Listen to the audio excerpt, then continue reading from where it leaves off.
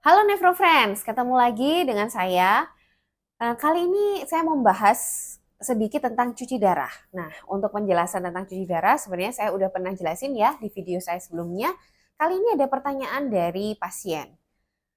Jadi, apa yang terjadi dok? Kalau seandainya sebelumnya seorang pasien itu melakukan cuci darah 2 kali seminggu, lalu dikurangi frekuensinya, jadi 1 kali seminggu. Kira-kira apa ya efeknya?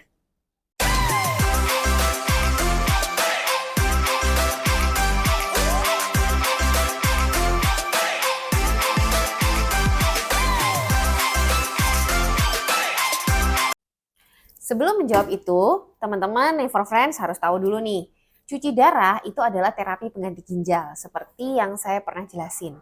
Dan cuci darah itu bisa dilakukan pada 2 kondisi gagal ginjal, yaitu dilakukan pada gagal ginjal akut dan gagal ginjal kronis. Kalau pada gagal ginjal akut, itu memang cuci darah ini tergantung kebutuhan. Jadi kalau memang ada kondisi kegawatan, bisa dilakukan cuci darah saat itu juga, dan berlanjut atau tidaknya atau berapa kali frekuensinya itu terkadang tidak bisa ditentukan karena tergantung kebutuhan dan kondisi pasien masing-masing. Itu kalau yang gagal ginjal akut. Agak berbeda kalau yang gagal ginjal kronik. Jadi kalau gagal ginjal kronik ini memang sudah terjadi penurunan fungsi ginjal yang parah ya. Jadi gagal ginjalnya udah stadium 5, di mana tinggal kurang dari 15% fungsi dari ginjal itu ada gitu. Jadi kalau yang gagal ginjal kronis, cuci darah sebagai terapi pengganti ginjal ini dilakukan memang seumur hidup karena memang udah nggak mungkin ginjalnya itu membaik gitu ya. Nah kalau itu memang misalnya awalnya dia harus 2 kali seminggu, ya biasanya akan terus menerus 2 kali seminggu.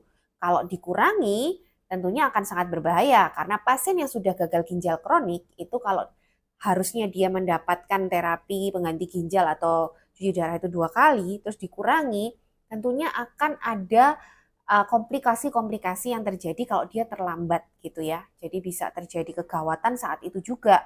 Karena harusnya kan dia udah rutin tuh. Jadi ginjalnya tuh ibaratnya sudah nggak berfungsi sama sekali. Dia sangat tergantung dengan tindakan cuci darah. Nah, agak berbeda dengan yang gagal ginjal akut. Seperti tadi yang saya katakan ya, kalau gagal ginjal akut itu kan kegagalan ginjalnya itu terjadi tiba-tiba. Jadi mungkin kemarin ginjalnya masih nggak apa-apa, sekarang tiba-tiba gagal. Nah, karena tiba-tiba gagal, biasanya gejalanya sangat berat karena tiba-tiba tuh semua fungsi ginjal itu langsung menurun. Nah, disitulah sering kita membutuhkan support ya, terapi pendukung atau terapi suportif ya, salah satunya berupa cuci darah. Jadi dia bisa membantu segera untuk mengurangi kondisi kegawatan. Jadi tiba-tiba misalnya dia nggak bisa kencing, tentunya kalau nggak bisa kencing dia akan sesak ya, tentunya banyak air di dalam paru-paru, mengalami edema paru, atau kalium yang tiba-tiba melonjak tinggi atau hiperkalemi. Itu adalah kondisi kegawat daruratan dan bisa ditolong dengan menggunakan cuci darah. Tapi catatannya kalau ini adalah gagal ginjal akut, maka gagal ginjal akut itu sebenarnya ginjalnya itu masih bisa disembuhkan. Jadi kalau penyebabnya diatasi secara cepat dan tepat, maka gagal ginjal akut itu akan bisa sembuh total kembali seperti semula sebelum dia sakit. Nah tentunya kalau kondisi ini terjadi, penyembuhan ginjal itu betul-betul terjadi, maka cuci darah itu belum tentu akan berlanjut. Jadi bisa jadi ya, biasanya kan kalau penyembuhan gagal ginjal akut itu kita bisa biasanya menunggu sampai 3 bulan. Jadi dalam 3 bulan setelah dia itu cuci darah, awalnya mungkin cuci darah dia butuh 2 kali karena mungkin masih ada kondisi kegawatan sambil menunggu perbaikan dari ginjalnya. Nanti lama-lama kalau ginjalnya membaik, misalnya awalnya kencingnya tuh sedikit gitu ya, produksi urin berkurang. Lama-lama karena dia membaik, produksi urinnya jadi bertambah, tambah banyak. Nah kalau tambah banyak kan otomatis fungsi-fungsi ginjal itu kembali gitu ya. Ada yang sebelumnya nggak bisa ngeluarin kalium, dia jadi bisa ngeluarin kalium. Akhirnya kebutuhan cuci darah itu akan bisa berkurang dengan sendirinya sejalan dengan perbaikan dari ginjalnya.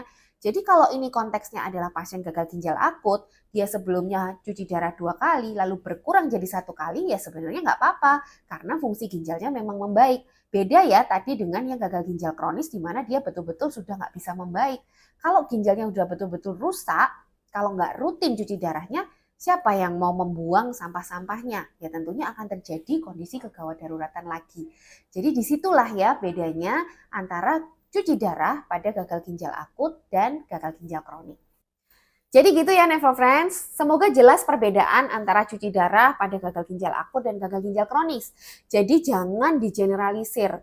Jadi kalau misalnya dengar dari tetangga atau saudara ada yang bilang dia bisa sembuh dari cuci darah yang awalnya 2 kali terus sekarang bisa cuma 1 kali atau mungkin tidak sama sekali cuci darah, itu pasti kondisi gagal ginjal akut. Karena gagal ginjal akut pada prinsipnya ginjalnya masih bisa disembuhkan kalau penanganannya cepat dan tepat.